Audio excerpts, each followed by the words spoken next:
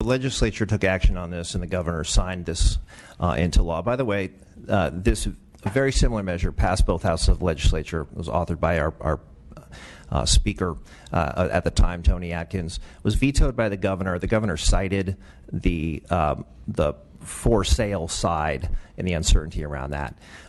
In terms of the 170 cities, what I'd like to do is turn to my folks. In fact, we've got San Jose here at the table, but my expectation would be, if this were to become law, those 170 ordinances would simply be back into effect, and they are varied based on the conditions in those local communities. There were hearings, there was a vote taken.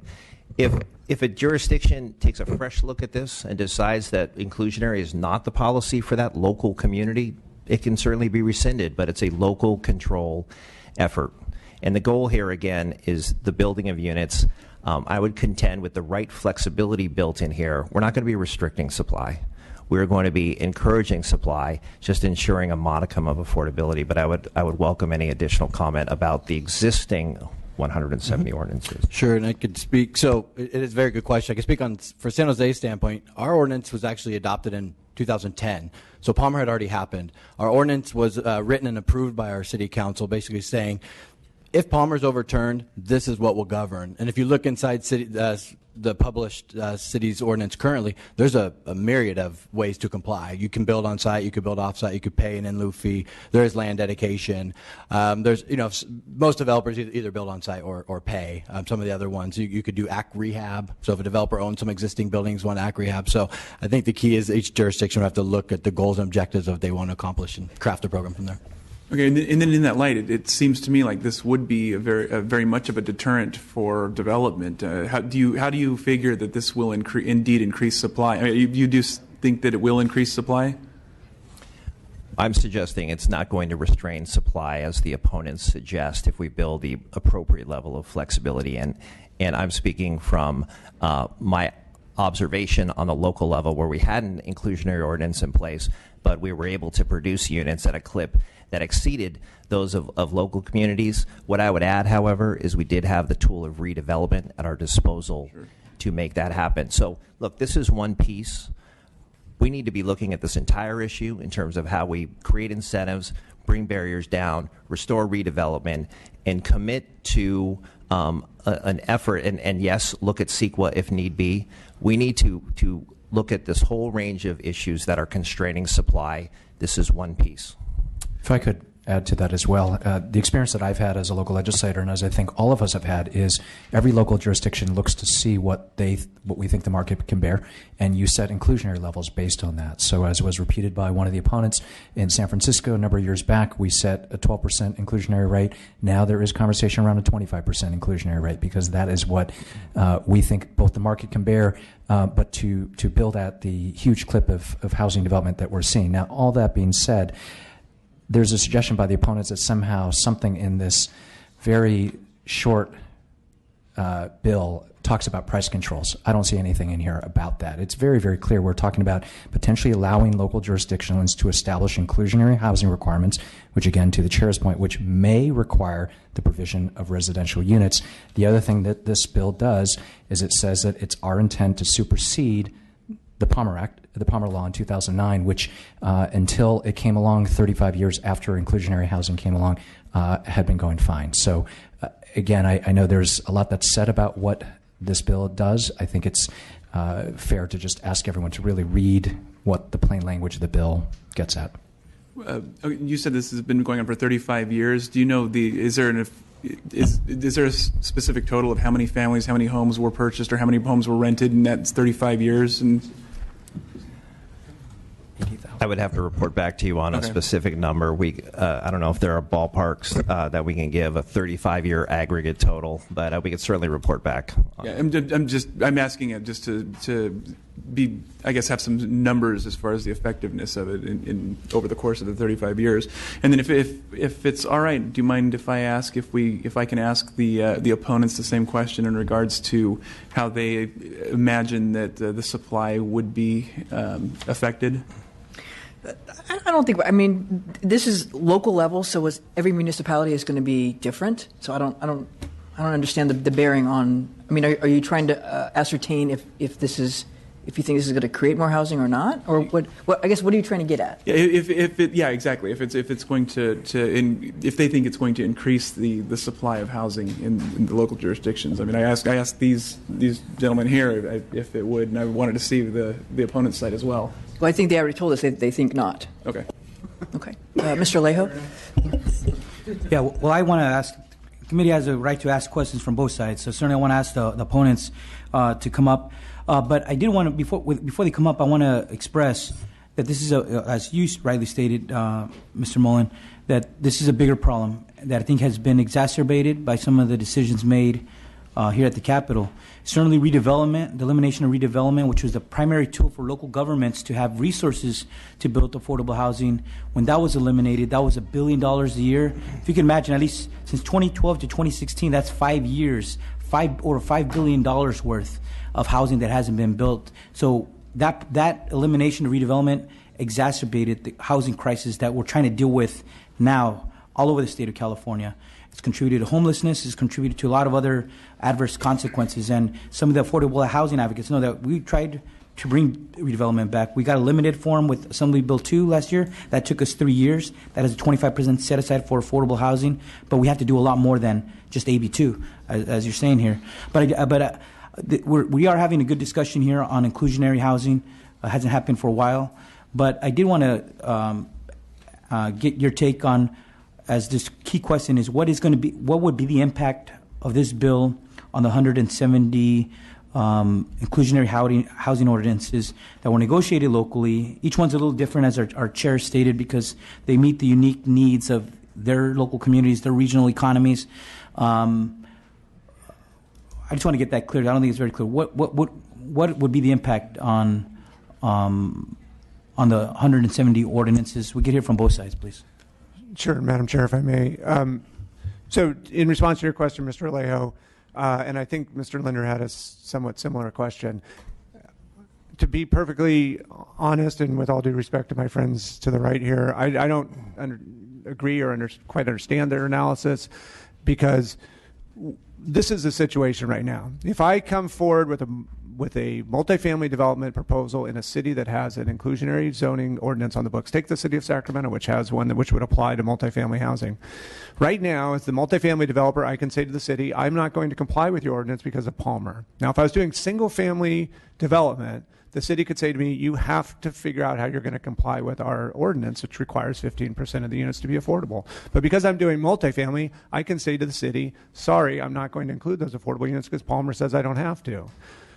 I believe strongly that all our language says is that when that conversation, if this bill were to pass, when that conversation happens next, the city can say, yes, you do have to do it because the legislature has said that we can apply this to rental housing. And that's the only thing that's going to change. If they choose. If the city chooses. If the city chooses. If they have an existing ordinance. Right. It's a matter of negotiation. Nothing in this bill correct. says what they must or must. Correct. They can. My point being, Madam Chair, that they can apply their existing ordinance. And I'm using Sacramento's example because they have an existing ordinance. So it wouldn't require them to re-adopt it, and it wouldn't require them necessarily to change it. Let's use Sacramento as an example. They have concessions and incentives built into it that it's very much mirror density bonus law, which, by the way, the developer is entitled to as a matter of right to get all the concessions and incentives that density bonus law requires. So all of that flexibility will remain. They won't have to change their ordinance, and it won't cause re-adoption or spur litigation. In fact, we think it will reduce litigation because it's going to clarify the law. So. Deborah Carlton with the California Apartment Association. I agree with you. It will put the city and the developer in the negotiation seat, but if the city says you must comply, the developer says no, it doesn't get built. I mean, that's the bottom line here. It just doesn't get built. We want to make sure that we do have incentives, and some of the cities do, but unfortunately in some communities where they just don't want the housing, this is a great NIMBY tool. The NIMBYs are always in the back of legislators, local legislators, demanding that it be downzoned and demanding for other things. We just don't want to give that extra demand that happens. You must build it. We're not giving you anything in return. So we just want to make sure there's a connection between what gets offered and what gets demanded. And Assemblyman, again, Silvio Ferrari here, representing the California Building Industry Association. I think I go back to some of my opening testimony, which was, we agree. We don't believe this bill is telling any local jurisdiction to do anything. What we believe it tells you, if you are going to do this, you are going to do it one way. You are going to do it by the provision of the units. We believe that is the language. All of the general counsels of our members believe the language says you will provide the provision of the units. That in itself, it can open up, in our belief, a lot of ordinances that exist today that have more flexibility. So I completely understand that there's a difference of opinion there, but we absolutely believe that is what would be required under this bill. Yeah, and explain to me, you don't have to go to a whole bunch of different examples, but what if you could illustrate for us, what are some of those provisions in some of these inclusionary ordinances that have been negotiated? There's some that I think your members think work out better, some that are not so much in agreement. What would be some of those local examples where you said this worked for us locally because we negotiated this aspect of an inclusionary housing ordinance? I think I'm pretty fortunate because I'm going to actually compliment San Jose, because when CBI brought the case against San Jose, it wasn't because it wasn't flexible enough. But, for instance, San Jose has features in their ordinance that allows for land dedication. It allows for in lieu fees to be paid. It allows for all of those things, those tools that are there, to be even partial, half in lieu fee, half land dedication, bring in another nonprofit builder to do it. That ordinance, and again, it wasn't the issue in the case, but there is flexibility in that. That is not the case on everything, and we certainly don't believe the flexibility is reflected in the bill. Mm-hmm. Okay. Thank you very much. Ms. Bonilla? Could the authors respond to that point? Thank you very much, Assemblywoman. So, again, it is not my intention to put a straitjacket around local governments and how they implement this. This is not a state mandate. This is authorizing locals to put these policies in place. And let me state it again. It is absolutely my intention. If there's something in this bill that would, restrict the kinds of activities that you're suggesting, I will take it out of the bill, because I want there to be flexibility on the local level to implement these policies. So these policies can be tailored to the specific needs and concerns of a local community. And I guess I bristled just a little bit at the suggestion. Well, let me leave it at that, Madam Chair. I am committed. We're all bristle cured. It could be a momentous day. I'll save my bristling for another day. I am committed to working that language to ensure that there's flexibility here on the local level. I'll leave it at that. And if I could just, through the chair, I sat on a city council when we actually put in place an inclusionary housing ordinance. I think it's completely appropriate to be doing this at the local level. Clarifying this for local government is imperative at this point. They need this authorization, but nothing says they're bound to do it. And I think that's reflective of different communities. Not all communities are the same, but there are many communities who want this clarification. And I'll tell you, if they thought that this was telling them exactly what to do, there would be a mile line of people from all our city councils right out the door, because the last thing they ever want us to do is tell them how to do their land planning. So in their absence, and the fact that my phone never rang off the hook, I think the general interpretation is really what the authors have intended, and I'm happy to be a co-author. Thank you. Thank you, Mr. Cooley. I just want to speak to sort of how I read this, and I look at it having been obviously founded a city with significant housing development. In the League of Cities, before I was an officer of the League at the statewide level, I chaired the Housing Community Economic Development Committee for the League, served on that committee for many years. So the way I read this language, I only see this language as just stating what is the boundary on the local power, which includes this type of inclusionary requirement. I actually think the use of the word require, as it appears on line 22, is actually in the sense of include. So I'm sort of reading this as just a tool in the toolkit. But the way I read it, establish as a condition of development. Now, conditions of development are negotiated as a part of projects. So the very use of the word condition to me, I relate it to developmental approvals where you engage in give and take with the developer and come up with conditions associated with development. So it's saying there is a power here in negotiating a development to have a condition bearing upon inclusive. But that is a code word to me that we're talking about something that grows out of a negotiation which is project specific, establishes a condition of development, inclusionary housing requirements, plural. So we're talking about conditions in a negotiation which will have multiple requirements, which may require, and here to me I actually hear include, which may include the provision of residential units affordable to an occupant. So I just see this as setting forth a term within the local power as a part of conditions for development to include this term, which can include actually as an outer boundary housing that will be delivered.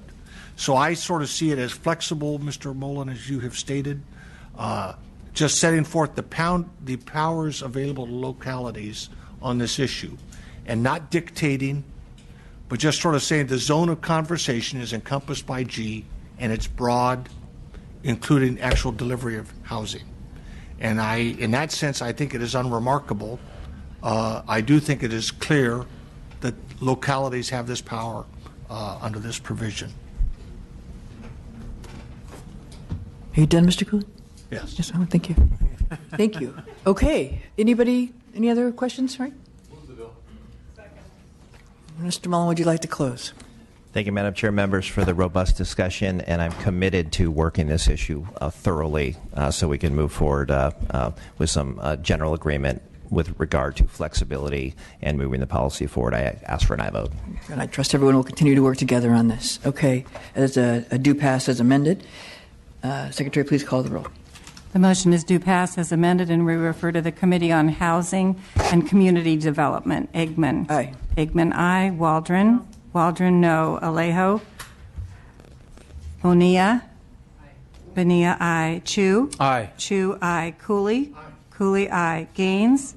Gaines, no. Gordon. Gordon, aye. Linder. Okay, we've got 5-2. The bill is out 5-2. Okay, next up we have Mr. Holden.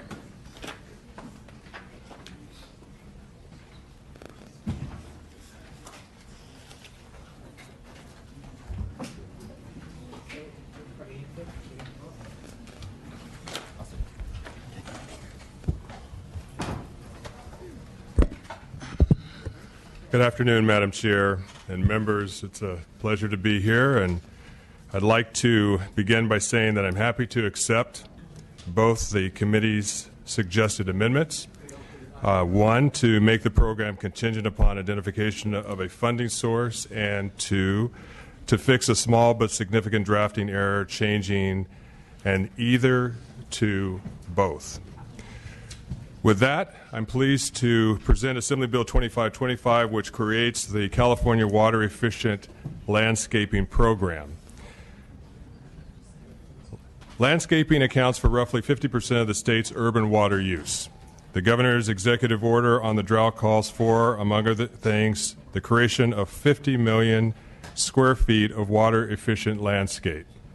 Despite this fact, the state does not have a comprehensive program dedicated to achieving this goal.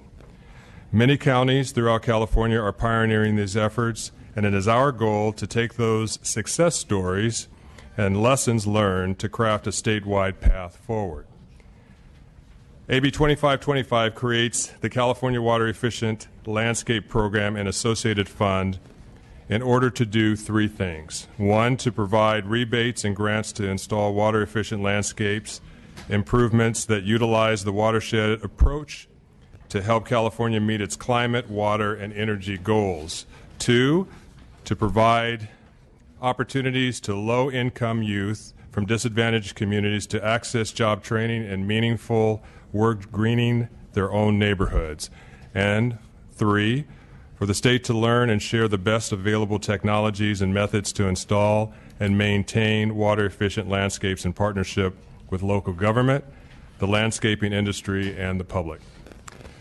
By promoting comprehensive solutions to increase and improve the urban environment, we can create communities that are more climate resilient and water efficient. The state will also promote important co-benefits, including improved stormwater management, decreased energy use, beneficial recycling and material reuse, increased water capture, air quality improvements, projects in disadvantaged communities, job training, and employment opportunities. Members, this bill enjoys both industry and environmental support. This program would further the state's climate, water, and energy goals by literally changing the landscape of California 1 yard at a time. I'd like to introduce David Demers from the California Association of Local Conservation Corps to speak in support, and I ask for your aye vote. Good afternoon, Madam Chair and members. My name is David Demers. I'm the Executive Director of the Sacramento Regional Conservation Corps, and I'm here representing the California Association of Local Conservation Corps. There are 13 certified local conservation corps in the state of California, serving urban and some rural areas throughout our state. We've worked for decades in natural resource management, working on soft skills training, education, workforce training, and employment opportunities for young men and women from the most disadvantaged communities in our state. Corps members engage on the ground in work including urban forestry, canopy maintenance, including mulching, watering, and pruning, landscape conversion, installing rain harvesting and catchment systems, runoff capture and diversion projects, implementation of water filtration systems such as infiltration beds, swales, basins, and dry wells, and the creation of healthy food gardens. This bill not only implements a program that provides these projects and benefits, but also promotes project delivery in low-income, disadvantaged communities. Simply put, this bill provides for responsible natural resource management, coupled with targeted opportunity for youth from disadvantaged communities and in the disadvantaged communities. If that's not a win-win-win, I don't know what is. I respectfully request an aye vote. Thank you very much. Next witness, please. Good afternoon, Madam Chair and members. Danielle Lynch on behalf of the Association of Professional Landscape Designers and Surf Rider Foundation. In support of this bill, we're really excited to see the emphasis on the watershed approach to landscape design and conversions, which provide both the obvious benefits of climate and water efficiency as well as many multiple additional co-benefits. Thank you. Thank you, Chair and members. Reed Addis on behalf of the Green Gardens Group in support today. Thank you. Thank you. Anyone else speaking in support today? Kyle Jones with Sierra Club California in support. And Jenna Price with the California League of Conservation Voters in strong support. Thank you. Okay. Anybody speaking in opposition to this bill today?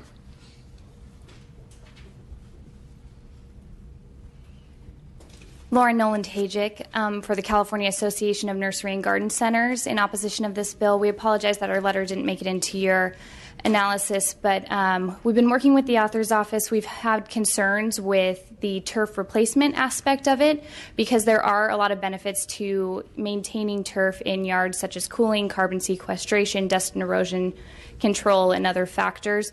We appreciate the author's office making that change so that there's not so much emphasis on the turf replacement, but we're still concerned with some of the wording of the bill, but we're committed to working with the author's office if this bill moves forward today. Thank you. Thank you very much. Anybody else speaking in opposition? Okay. I thank you for taking the amendments. I just as far as good policy goes, I don't like to set up a program if there's no way to pay for it. So I appreciate that. Mr. Alejo. I want to ask a question of one of the witnesses, Mr. Rafael Aguilera. If you could explain where the funding for this bill will come from. No, I'm just joking. He's a staffer and is a friend of mine. I'm just putting him on the hot seat, you know. You don't have to answer, my friend. Any other questions? Ms. Waldron. Thank you, Madam Chair. As a member that comes from Southern California, in order to save water, just about everybody turned their irrigation off. So the only option, rather other than doing a program like this and learning about how to landscape differently that's more sensitive to the environmental conditions that we live in, especially in the desert region where we're from, right. Is to look at a brown lawn, and that's basically what we have down in my area. So this is interesting, and it would be nice to see it get off the ground. Thank you. Anybody else? Bill's been moved and seconded. Mr. Would you like to close, sir? Yes, Madam Chair, I would respectfully ask for your aye vote. I thank you for your consideration and look forward to moving this along. This is a do pass as amended. Secretary, please call the roll. Motion is due pass as amended and re-refer to the Committee on Appropriations. Eggman. Aye. Eggman, aye. Waldron. Aye. Waldron, aye. Alejo. Alejo, aye. Bonilla. Bonilla, aye. Chu. Cooley. Aye. Cooley, aye. Gaines. No. Gaines, no. Gordon. Aye. Gordon, aye. Linder. That bill is out 6-1. Congratulations, Mr. Holden. Next up, we have Mr. Eduardo Garcia.